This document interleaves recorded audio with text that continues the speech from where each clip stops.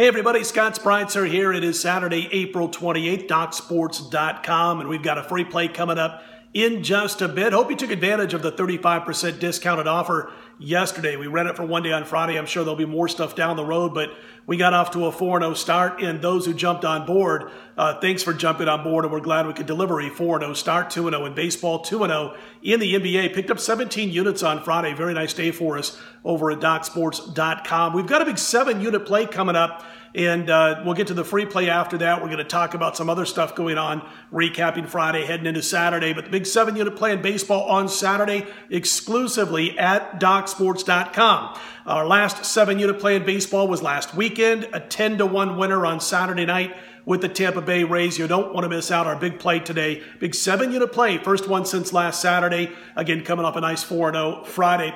Last night, again, 2 out of 3. Pick the winner of the NBA playoff game. You cover the spread. 2 out of 3 last night is what happened with NBA action. We saw Toronto get the win and move on in the series over the Washington Wizards. Won the game by 10 and had that big fourth quarter. And by the way, Thursday night going into Friday, everything that was out there, both on line services, articles, things of that nature, they all basically had said that Otto Porter was likely to play on Friday. Well, we found out, I think it was about 2 o'clock Eastern time, 2 p.m. Eastern, 11 a.m. Pacific. I was getting ready to jump on a couple of the radio shows during the day on Friday. We saw that number move from Toronto being about a 1.5 to 2 point underdog to as high as a 2.5 point favorite by the time the game tipped off, and a lot of that obviously had to do with the fact that Otto Porter was ruled out for that game, and if Washington would have won any more games that the Wizards would have played in the postseason, that came across the wire on Friday morning. The number jumped, and we said on our radio shows on Friday, man, Kelly Oubre better pick it up. He better be able to score some points, shoot better than he had been, at least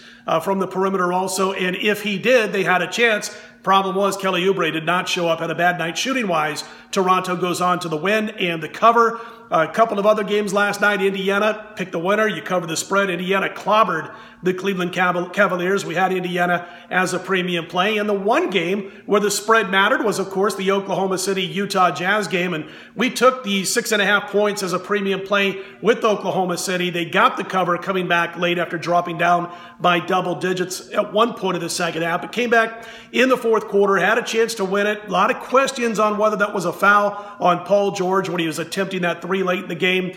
You can check it out, Google it, YouTube it, whatever, and you'll see and decide for yourself. But it doesn't matter. The bottom line, Utah wins the game by 5. Oklahoma City covers the point spread, so we cash a 2-0 premium night in the NBA. As we mentioned with Indiana and Cleveland, they're going to be playing a Game 7 back in Ohio. Indiana clobbered Cleveland on Friday night. That's not going to matter. The Cavaliers will flush that one and get on with Game 7. Right now, as I look at my screen with the spreads, I see Cleveland laying 6 in a couple of shops, 5.5 in a couple others right now. In all the shops, I'm going to say I've got like 16 on my screen, and about 6 or 7 of them have a line on that Game 7 matchup right now. 5.5s and 6s are out there. Saturday's games, you got Boston laying 4.5 to the Milwaukee Bucks. Game 7, deciding game of that series. The Warriors, they're up to 9 in their Game 1 battle at home against New Orleans. The Warriors open as low as 7.5 going into this one. And of course, Steph Curry, right now as we talk about this game, listed as questionable. That is an upgrade. He was listed as doubtful just a couple of days ago for this game. Now, here's my problem. I can't get involved in this game because we don't know if we're going to get a shaky Steph Curry for this contest. And one problem with Steph Curry, if you bet against him, shaky might mean that he only scores 25. So it's a situation where I think at 9, I'm going to lay off of this one. I don't want to take the underdog here because of what Golden State can do if Curry is 100% healthy and this team drops the clutch throughout the course of the game. Don't want to take the Pelicans in that spot, but I also don't want to have to win by 5 buckets or more to cover this point spread. So we'll wait and we'll get involved with that one later down the road. We'll have a premium play at DocSports.com on the matchup between the Bucks and the Celtics. Looking at some other numbers right now on my screen. Early overnight steam in baseball from Las Vegas.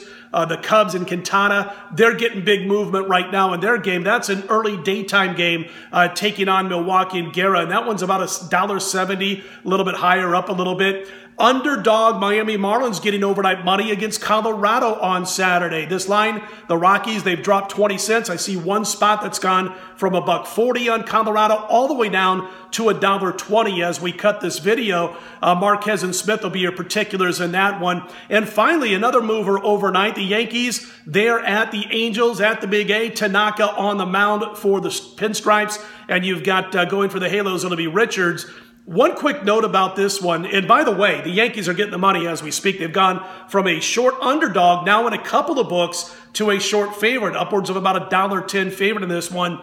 A couple of the notes from last night's game. First of all, Ohtani looks like he might be out for a couple of games. We'll have to wait and see what the reports are on Saturday. I watched the entire game on Friday night, clicking around, watching different baseball games, and Ohtani got hurt running down to first base, hit the bag, and might have sprained his ankle. He was pinch hit for in his next turn at bat. And they wouldn't be pinch hitting for Ohtani in that situation late in the game unless there was a problem. It looks like potentially a sprained ankle. We'll see how that affects him over the next few days, if it cost him a start on the mound, if it cost him a turn or two in the lineup. And we'll report on that going into Sunday morning's report. But as far as this game again is concerned, Yankees have gone from a short dog to a short favorite in a couple of books where the money has started to move. And I'll say this much about last night's game, guys. I wasn't on either side, but I'm watching the game, and if not for two incredible plays in right field by Cole Calhoun and a real nice catch at the wall on the track in left field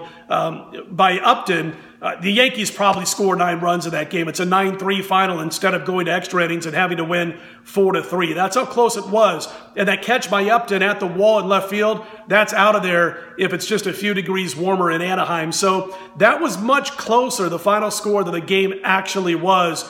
That's going to be a tough spot for the Halos, I think, on Saturday. Anyway, Yankees, one of the early movers, getting a little bit of money as we cut this video overnight.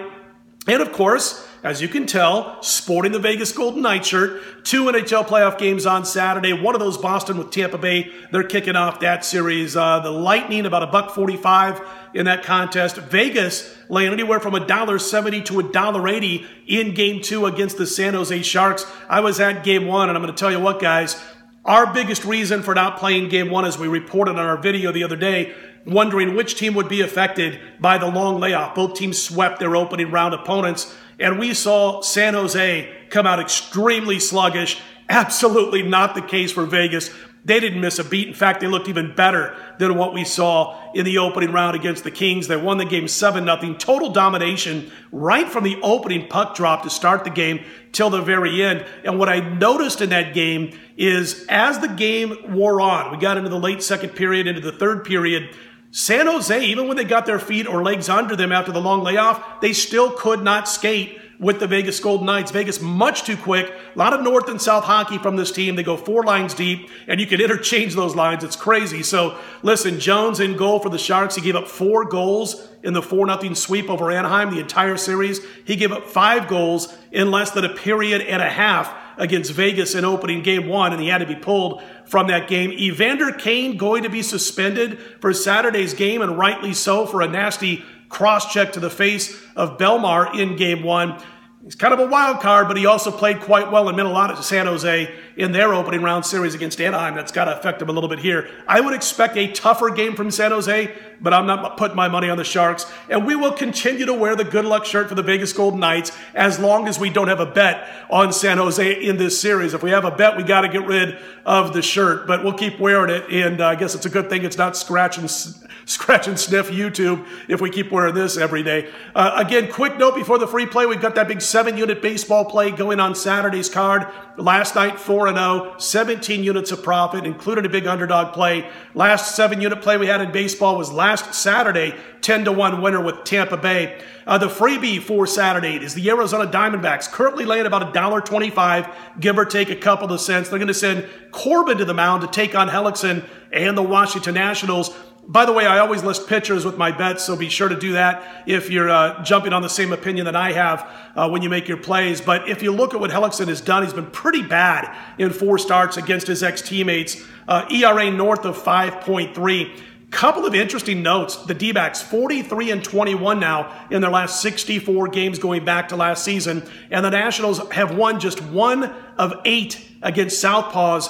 And they've averaged just over 3 runs per game against lefties so far this season. Arizona with Corbin over Washington and Hellickson. And oh, by the way, the D-backs over 5 runs per game in road games against right-handers so far this season. We'll lay the price about $1.25 with Arizona. Hey, don't forget to click on the thumbs up button. Also be sure to subscribe. We appreciate those who have subscribed thus far and click the thumbs up button. We're going to have stuff each and every day, again, by 4 a.m. Eastern, 1 a.m. Pacific, each and every morning. We'll give you a big heads up if for some reason we have to pass on a video for a following day. But again, thumbs up or subscribe. We'll be back on Sunday, no later than 4 a.m. Eastern, 1 a.m. Pacific, with our overnight report for Sunday's card. I'm Scott Spreitzer. DocSports.com is where you find me exclusively. Have a great Saturday. Put it in the win column. We'll talk to you Sunday morning before the crack of dawn.